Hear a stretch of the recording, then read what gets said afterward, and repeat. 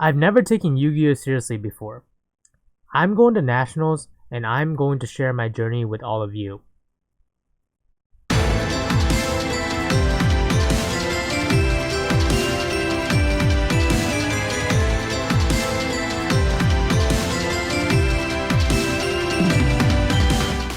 What is up, all you beautiful people? It is I, AkemiTCG, back here with the brand new vlog. It's been a while. Been a long while since I've made a vlog video, and I just don't want to keep you guys in the dark. I just want to tell you a little bit about my situation. So the reason why I just didn't vlog as much is I just didn't enjoy it that much for whatever reason. Maybe it's because I hadn't had the opportunity to go to other locals, but they're not open. Or maybe it's because I'm playing the same people, so I don't want you guys to keep seeing the same content, and or I was trying extremely hard with Dogmatika to try to push it to the next level, which is already really good. Tier 1.5, really good deck. But nonetheless, I just didn't feel like vlogging. And if I didn't feel like vlogging, I didn't want you guys to watch something that I didn't feel like making. Because it's not fair to me, and it's also not fair to you guys, because I want you guys to enjoy these vlogs. So we are back, and I'm playing a different deck that I think y'all gonna enjoy me playing. I'm not playing meta, but I'm playing this deck, and I'm playing this like, ooh, we got the brightness fan. We're playing, you couldn't figure it out. I'll show you guys. We're playing, oh my god, the Aurica's too nice. So we're playing this deck today. So let's see how we do at locals. I'm super excited. So before we go locals, just a few things. One, I'm going to be streaming more often because I find streaming with different decks and talking to you guys and playing with you guys to be a lot of fun. Super awesome. Everybody that's on the stream that's watching this, thank you so much for tuning in. No set dates, but I'll be streaming a lot more often with duels. Secondly, if you're new to the channel, hi, my name is AkemiTCG. I pretty much do every single kind of Yu-Gi-Oh content under the blue. Bottom line is I want to help you, yeah, I'm pointing at you, become a better duelist no matter what deck you're playing. So if you want to join me, make sure to drop a like, comment, and subscribe. Anyways, let's get to it.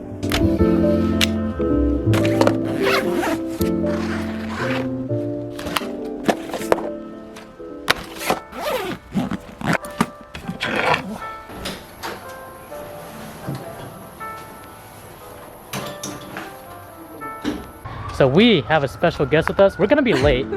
How do you feel about that? We might be late. I mean, I'm fine with being late. I'm not fine with being late, but we'll try to get there on time. We gotta pick up Pat, so let's go. We're at Pat's house, and we're just picking him up. So Ashley's gonna be recording the B-roll, but hopefully we get there on time. We're gonna get there with like 10 minutes to spare. So fingers crossed, guys. Fingers crossed. Let's go.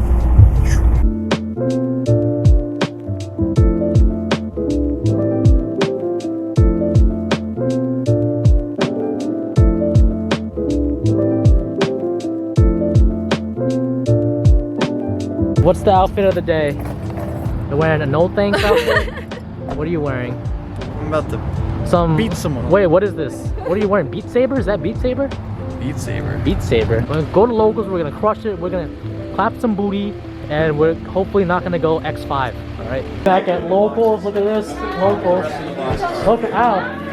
Locals. Look at We're this. back, Chris. How you doing? What's going on? You have a message for your fans? We have some fans of yours. Love you all. Alright. God bless. What's up, guys? Gang.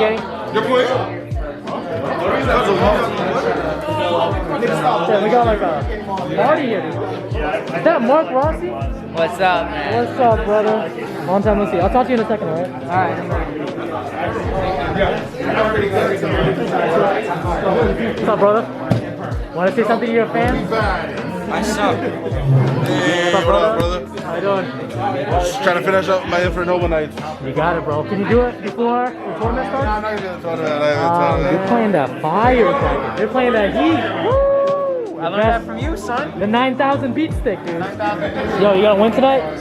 You gonna win tonight? Absolutely. Absolutely. You gonna win? No? Because you letting him win, right? Yeah. Yeah, you right. You a good friend. You a good friend. My monster, I'm like, yeah, get it on this guy. That's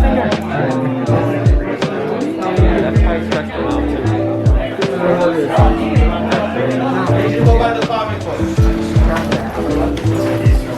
What are you most excited about after this ban list? Nothing. I don't even like Yu-Gi-Oh like that no more. Anti-meta. My own zombie world control deck. Red Cons, the new ritual deck. They all suck. I'm casual. Pendulums? Don't ask questions. You mean double Irish? I would say Dogmatika, because I made an extra deck card for that deck alone. Hell yeah, dude. Adamantipator's fully powered. Blue Eyes, always Blue Eyes. Oh, and Charmers. Of course, Burn Abyss. I'm trying to work on my Invoked Supercon, so. Jinjo deck, Rage of Ra, let's go. Emancipators. Not Emancipators. Emancipators The block all day. lives without the block. They will always live. Yeah, we're gonna throw some hands today. We're gonna clap. It's gonna be spicy. We are back here with match 1. And in this match, I'm playing against Monarchs. I didn't even notice I was playing against Monarchs till I realized he didn't have an extra deck, and it took me like slightly way too long to figure this out. So anyways, I win the dice roll. Then I'm like, okay, this is cool. Dragonmaids want to go first. I normal summon Chamber to get Hospitality. I use Hospitality to special summon the kitchen from my hand and add lower par and then pitch the lower par afterwards. And the reason why I do this is because I want a big Dragonmaid monster in my graveyard just in case, you know, any shenanigans happen and I go into battle phase, I can shift out and also get plays for the next turn. I then special summon Magician's Souls by pitching Apprentice Illusion Magician. I link my Chamber and my Souls to summon Verte and then summon Dragoon. In hindsight, I should have at least summoned Striker Dragon so I can get a plus with the Boot Sector launch so I don't potentially draw into it. I could have had it in my hand, I don't remember here, but I digress. On his turn, he plays Upstart Goblin, then uses Tenacity. I'm like, oh, this guy is playing Monarchs. I did not notice it. So sometimes that happens. So he adds the Stormforth, he activates Stormforth, obviously. I'm not going to let that resolve. So I just negate it with Dragoon. Then he tribute summons Erebus to push back the Dragoon, and now I am domain locked. He uses Pantheism to grab the Prime Monarch, goes into my battle phase. I shift my kitchen into my Lopar, and then he summons out the Prime Monarch to get rid of both my Verte, and then just run over my Lopar because he does get the buff from the main. Not that he needed it anyways, but the buff is cool, the buff is cool. On my turn, I normal summon Nurse to summon back Chamber from the graveyard to get Tidying. And then shift out the Chamber to summon Lopar during battle phase and just run over the Prime Monarch. During the end phase, he just revives Prime. There's really not much I can do here because I am extra locked. So basically what I'm trying to do here is get rid of Domain, or trying to think about how I can get rid of Domain. The problem with this game is I did not realize, or I completely forgot that Tidying can bounce any card on your opponent's side of the field. So I completely forgot about that. I thought it was only just monsters, and you're about to see like a pretty major misplay here. So on his turn, he activates Return and summons the Stalos by revealing it in hand to drop its level by 2. He goes into battle phase, attempts to run over Nurse, but then I just bounce the Stalos and Nurse back into the hand with Tidying. I should have just saved the Tidying and just bounced his Domain on my turn and then try to make a play from there. But then he revives Prime and then sets one and passes. And on my turn, I summon Nurse to special summon Kitchen, which lets me add Earnest, and then I discard Chamber. I then pitch the Earnest to special summon another Chamber. I happen to have 2 in my hand. And then he, afterwards, on resolution after I add Tidying, he activates Ether and chains Stormforth, which lets him tribute my Chamber, which, that sucks. It does suck a lot. And then he summons Keyraz, possible with my cards. I activate Hospitality to revive my Chamber and then go into Lopar and just straight up run over Keyraz. I then set my Tidying and pass. However, I realize he has too much gas, too many Monarch spells and traps in the grave, so Prime keeps coming back and I just can't keep up, considering that he's gonna beat the crap out of me next turn. So I scoop here. Game number 2. I normal summon Parlor and pitch Tidying to set up. I summon Striker Dragon with the Parlor to get Boot Sector, and then I summon Magician's Souls.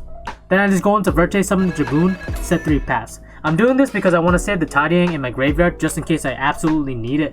So this is just honestly the better play here. On his turn, he just foolishes Erebus, then plays 1 for 1. After pitching 1 for cost, I just negate it with Dragoon, and he shows me his hand. He bricks, so he just gave me game 2. Game 3, he starts first and opens 1 for 1. Again, I don't know how he does it, but he pitches Erebus and summons Idea and Eidos. He then sets 1, summons Keyraz to pop his Eidos and his own set card, which was a Foolish Burial, and he draws 2 off of that. He then tributes the Kiraz to summon the Stalos. He sees my hand. I have double kitchen, double parlor, and boot sector. In hindsight, that's kind of not the best hand, but no matter what monster he gets rid of, it's fine too. And if he gets rid of boot sector, that doesn't really matter either. So he just gets rid of my kitchen, and it's whatevers. On my turn, I just normal summon Parlor, I send the Tidying, then I simply link the Striker Dragon, revive Parlor with Tidying, and just go into Verte with Dragoon again. This is usually the standard play you're going to make with Dragonmaids unless you open War Legacy Guard Dragon. I pop his Thessalis with Dragoon and I just run him over. Then I set 2 and pass. On his turn, he uses Idols in the graveyard, I just negate it with Dragoon. He then scoops, and he shows me his hand. He only plays 1 Idea, so his Rhoda was dead. I actually looked at his build and I did disagree with him heavily there, but I had a Tidying face down as well. So we take those. Alright, forewarning, my camera does die a little bit in the beginning, so you don't miss too much of the action. I just simply about to finish the Parlor and the Striker combo to summon in Souls. I then use Souls to pitch the boot sector to draw 1 and go into Verte. So just as a heads up, I'm going against Necroz, and Necroz, I believe, I haven't played them too much, but I believe they target a lot, so I think summoning Dragoon was the right choice. So I go into Verte, pay 2,000 for cost, send that fusion to the graveyard, and he impermanences it. Yikes. So since Verte's summoning lock is part of the effect, which was negated for it by impermanence, I can keep summoning. So I just use changeover, and I happen to have the red eyes in my hand, which is super lucky. So I use red eyes in the fusion. I use I can't even words right now. I just use changeover, the red eyes in my hand, and the kitchen to summon Show. Then on his turn, during the standby phase with Show, I summon kitchen to then add and pitch lower part. He uses extra foolish burial, pays half his life points, so he's at 4,000. And I realized this is probably really critical because if he's paying half his life points for it, then it's probably pretty good. So I just negate it with Show, and he activates Necroz Bryanak. He searches, but I pitch Ash, so it negates it. He then plays the Kaleidoscope in his hand, so he pitches Shuri to summon Bryo. He uses Bryo to return the house back to my hand. I'm like, okay, that's fine. No biggie. He enters battle and my kitchen swaps the lower part. He's shook by this and he completely forgot to run over the Verte with his Bryo. So on my turn, I just normal summon kitchen. I add then send Earnest and use changeover to bounce the kitchen back. I use changeover to summon Show and activate War Legacy Guard Dragon to revive Parlor, which then lets me send another Tidying. So I already had Tidying way earlier in this game, so this is like just an extra backup, an extra backup just in case things don't go well. So I was in a good spot.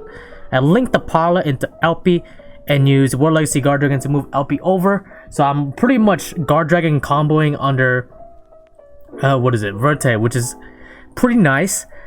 LP to summon the Nurse, which lets me summon Parlor. Then I link up into Boral Sword for game.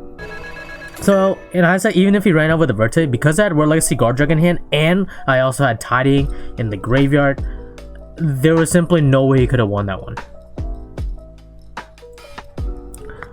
Game number 2. So he goes first. He uses extra foolish, sending Herald, which lets him send Unicorn to the hand. Then he sends Clausolis to add Kaleidoscope. I'm like, okay, that's cool. Then he goes for the major plus and plays Kaleidoscope to send another Herald and special summons Unicorn, then adds Valkyries. Unicorn makes my extra deck cards pretty spaghetti. I can't really do much there, so it could be pretty rough. Then he normal summons Ecclesia, which is the nice part about this deck is they don't really use that normal summon, which makes it really good with Dogmatika. So he normal summons Ecclesia and I simply just ash it. He still has the Bryanak in hand, which is really nice, so he pitches it to get another Unicorn. On my turn, I think I like half bricked where I can't really make a good play with Unicorn on board, so I just chose not to play anything. And the reason why this is because I drew some sideboard cards and I didn't want him to know what sideboard cards I was playing. And secondly, I didn't want to make a half good board when I know he can finish me off next turn. So that's exactly what he does. Next turn he just uses Psycho, then he pops off really hard and OTKs me. This is probably my favorite game, game 3 of this match. And I let him go first, and this is his response. You can start. You're an asshole. So I actually sided in all my cards for going second. So I was just praying that, I was just banking that I'm gonna get some gas off of that. So, and he also probably sided for going second as well. So he just normal summons Ecclesia and I ash it, prompting him to pass his turn. So now I know he has like a million hand traps in his hand, but that's fine. Normal summon Kitchen to add Chamber, then pitch Chamber, activate Warlock Cigar Dragon to summon the Chamber, which lets me add Tidying from deck to my hand. I go into the standard LP combo to summon Nurse to resummon my Chamber back, then link the Almirage and the Nurse to Crossroads Dragon. Then summon Pisty with the last Chamber and then revive said Chamber with Pisty. I then activate Changeover to summon Borlo Furious Dragon. I then use Hospitality to special summon Parlor and then use Hospitality's second effect to pitch Lorpar from a deck to my graveyard. Then with Parlor, I send Dragonmaid Tidying. Then revive Lorpar with the Dragonmaid Tidying that was already in my graveyard. This lets me use Changeover again because Changeover does not have a hard once per turn clause. It only has a hard once per turn clause with its graveyard effect. So I use Changeover to summon Show with the Lorpar and the Chamber. Then I use Borlo Furious to target my Crossroads to target his Ecclesia to attempt to pop it, but he chains Fleur with the negate and destroy with Show. During the battle phase, I use Parlor to shift into Lorpar, but he negates and destroys it with Gamma. Then I set one and pass because I know the Gamma and the Siphon Driver are gonna be banished. I'd rather have it be banished than in his graveyard just for, safety reasons. During his turn, he just uses Extra Foolish to send the Herald, but then he looks at his hand and realizes he doesn't have any gas to get over Borlo Furious, that one interruption, with his only 2 cards in his hand, so he scoops. That was GG. If you're liking this video so far, make sure to like, comment, and subscribe. And if you want to see the Dragonmaid combos in full detail, just in case you want to pick up the deck now, there is an iCard above. Match number 3, I am playing against a Mech Knight Invoked player. He was featured on this channel prior, so he's one of my good buddies. I go first because he wins the dice roll. Obviously, he wants to go second. I normal summon Kitchen to add and send Chamber. Then I special summon Souls, and I link into Striker, which lets me add Boot Sector Launch. However, he just ashes the Boot Sector or ashes the addition of the Boot Sector. I'm like, okay, that's cool. I link up into Verte, and that was the 5th summon, so he Nibiru's it on summon, and that was completely fine. On his turn, he sets 1 and special summons the Blue Sky, and I simply ash it. He normal summons Alistar. He goes into Almirage and goes into Madness. I realize he already has the Invocation in hand, so he's clean. He's good to go. He summons Makaba, and on Resolution, I Nibiru him back. He happens to have another Invocation in hand, so he summons all Goldies to pop my Nibiru. I normal summon Parlor, and he impermanents it. So regardless if I had chosen not to summon Striker Dragon, he would have still had the out to Verte, which was impermanent, so I just scoop afterwards. Game 2, I force him to go first, and he just uses Pot of Desires. He normal summons Ash, and I realize, man, this hand is probably pretty garbage if you're normal summoning Ash. So he sets 1, summons Almirage, and then his Mech Knight Indigo, because he has a spot open in his column. He then summons Sentinel, and sets 3, and passes. On my turn, luckily, literally my first card in my hand was Lightning Storm, so I activated Lightning Storm and I nuked all of his back row. Lightning Storm. Comes up, bitch. I then normal summon the Parlor, sent the Tidying, then I summon Striker and use Tidying to special Parlor back. This is the 1 card combo here. And simply go into Verte and Dragoon. I nuke his Sentinel with Dragoon, attack with both cards, and then set 2, pass. He scoops.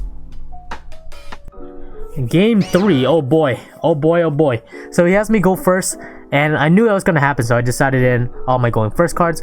I normal summon Chamber to add Changeover, and then summon Almirage and use Warlike Cigar Dragon to revive my Chamber and go into LP. I move it over Warlike Cigar Dragon, use LP's effect, and bam, he has Ash. And I'm like, okay, I can salvage this, I can do it. I have Hospitality in my hand, so I use that to revive my Chamber. I then use Changeover to summon Show with the Chamber and the Morphage Sloth. Yes, I drew into the Morphage Sloth that I set it in, which kind of blows, but it's alright. And then I just set 1 and pass. So now I just have a negate, and that's fine. During his standby, I summon Chamber off of Show and add Hospitality. He then activates Dark Ruler no more, and I drew into it, so I'm gonna use it. I chain Solemn Judgment. That shit's dope. Oh my gosh, Judgment. Bro, it's literally. Oh, yeah, oh shit. This dude had it all.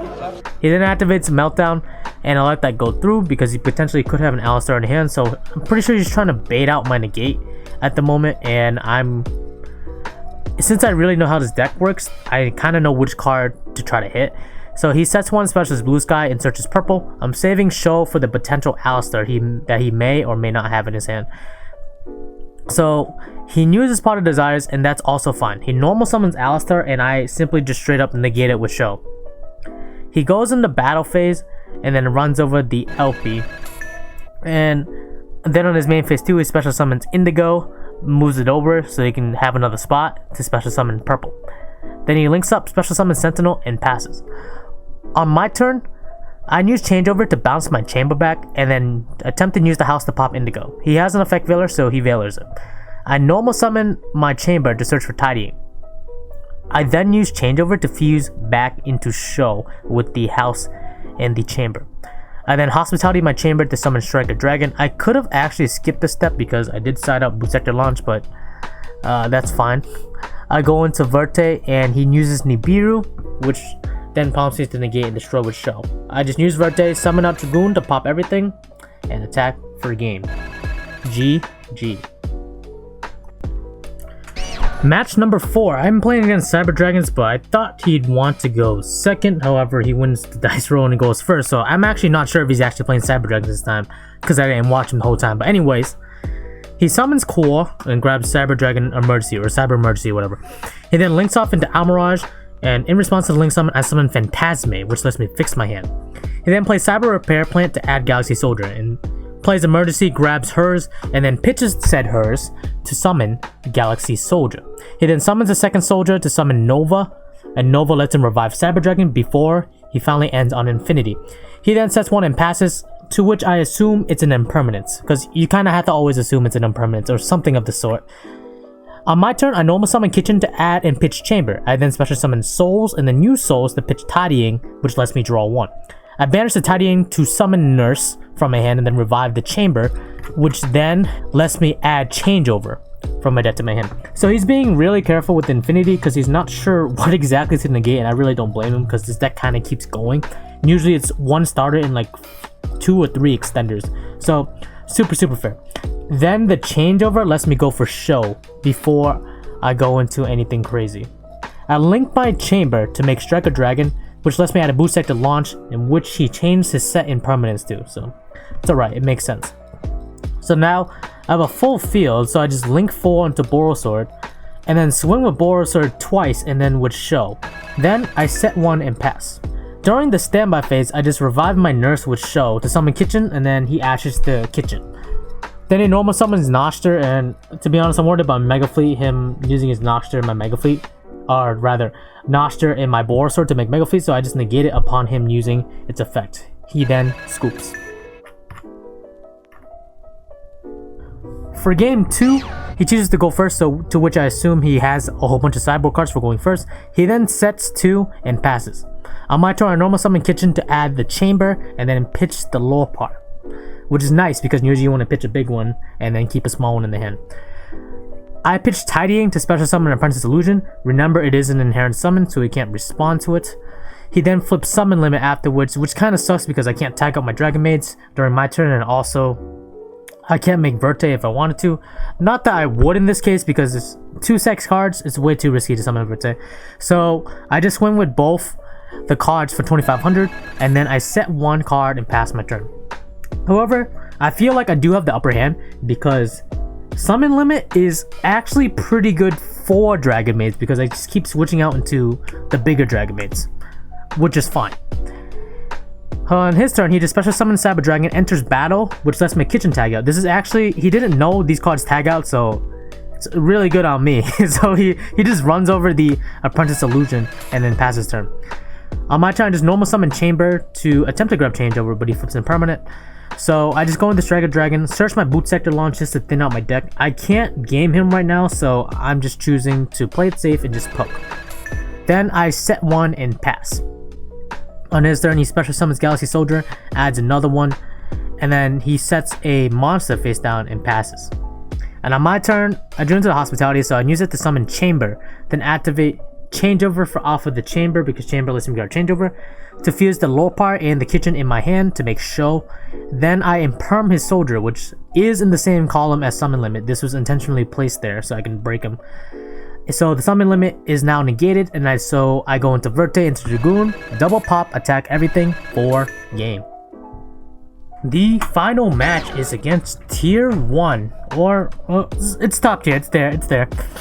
Tier 1 versus Infernoble. So just as a heads up, if you want to watch Infernoble combos play, feel free at your own leisure, but I'm going to skip through a lot of it because it does take quite a bit of time to set up. So game 1. So he special summons Red Layer, normal summons Connector, and I don't have anything for the Connector, which means my fate is almost 100% sealed. So he summons Dolphin, looks into my hand, he has full combo, and I absolutely have nothing for him. Game number 2 is a little bit better because I get the side in.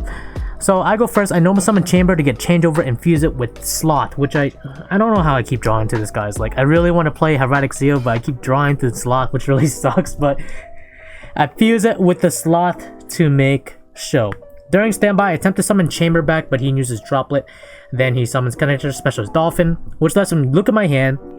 He realizes Nibiru there, he can't do much about it, so he takes the 500. Then he souls for 2 into TG Striker, which inevitably, when he summons Necroz, I will Nibiru him after effect resolution. He then uses the Rendall, and then he grabs Red Layer. He then passes, and I use Hospitality to revive my show. I can't really run over his Nibiru token because it's huge. It's pretty big. So I just helmet up, and I just swap to defense. On his standby, I revive Chamber, add Hospitality back. He goes into battle phase.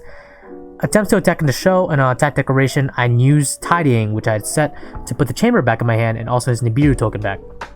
During his main phase 2, he special summons Red Layer, then uses Heritage, and with Heritage, since I know he can grab Oliver, Augur, pretty much all of that, I just negate it with Show. He then special summons Spell Striker and goes into Isolde, in which I have Phantasmate. He adds Oliver back with Isolde, and then specials Renat. He then uses the Phoenix Blade to special summons Gearfried by banishing Durandal, and then equipping the said Phoenix Blade. I just normal summon Parlor, and then he realized he has nothing for me, so he straight up just scoops. As a forewarning for game 3, we only have like 6 or 7 minutes remaining. So there's a lot of pressure going on, and there's a lot of people watching, so I'm trying to like stay calm under the pressure, and it doesn't help that each of the Infernoble cards have a lot of text, so it's really easy to skip over some of it. So with that in mind, he goes first, normal summons Augur, goes into full combo, including an instant fusion. So now he has less life points than me. Just a heads up, he has less life points than me. So during the end phase, he uses Smoke Grenade, rips a War Legacy Guard Dragon off of my hand. I then activate Red Eyes Fusion to summon Dragoon. This is the card that I actually end up drawing. I kind of didn't want to, but I thought it'd be really good. But I'm a bozo and I didn't read Augur 100%. And I thought one of them was Oliver, but it was Augur. So both of his Charles and his, his other monster, his Gearfried, cannot be destroyed by card effects. So I should have just played with the cards in my hand. And so, because I already committed, I already used Red Eyes Fusion, I just pop his Plague Spreader, run over his Fiber. And on the next turn, time is called, but he already called Battle Phase, so it's a little bit too late. He simply just attacks with Gearfried and I'm stuck. So he just took my set card, which happened to be Chamber, and swung for enough damage for game. So let's say like I didn't set the Chamber, he would have still attacked into my Dragoon. Then I would have used Dragoon's effect to negate the Gearfried. Or he didn't even have to use Gearfried's effect. He could have just swung without even using an effect, and I would have died regardless. So this loss, 100% my fault, because if I understood the Infernoble cards a little bit better, then I most likely could have won, especially with the time restraint that was here. Alright guys, we're at the end of it. Lost to this guy in time. He played alright, but he beat the shit out of me. So. Just stay tuned for game 3, it's a mess. Game 3 is a mess. And we got 45 in credit. You got what? 50? You got 55. 55, and I got 40. So it's pretty fire. And then we ended up getting this for $2.41. So we'll crack it up. 20 cents. The worst card in the set. Oh my god. So funny. It's so bad. Yeah, that's the worst boss. I don't believe it. I don't believe Yo, it. Konami, please. Like, Konami doing this to me? Konami. As a post, like, you cannot do Konami. It's fine. Wow. That's pretty bad. That's pretty bad. You're about to see. Alright, final thoughts. Did not expect to do well at all with this deck. I came in with like a mentality of like, we're probably not gonna do well. Oh, this song is copyrighted. We're not gonna do well, but we did it, boys.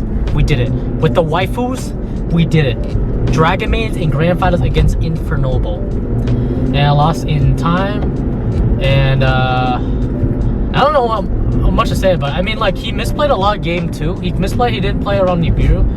And that was definitely 100% his fault because he sent the wrong card with some of his other cards, so he couldn't get Nibiru off my hand, but that's on him. So I just Nibiru'd him on Necroz. But overall, we did good, guys. We did good. Let me know down below if you enjoyed this video. Make sure to like, comment, subscribe. I will see you guys in the next vlog. Alright, bye, guys. The world ends now.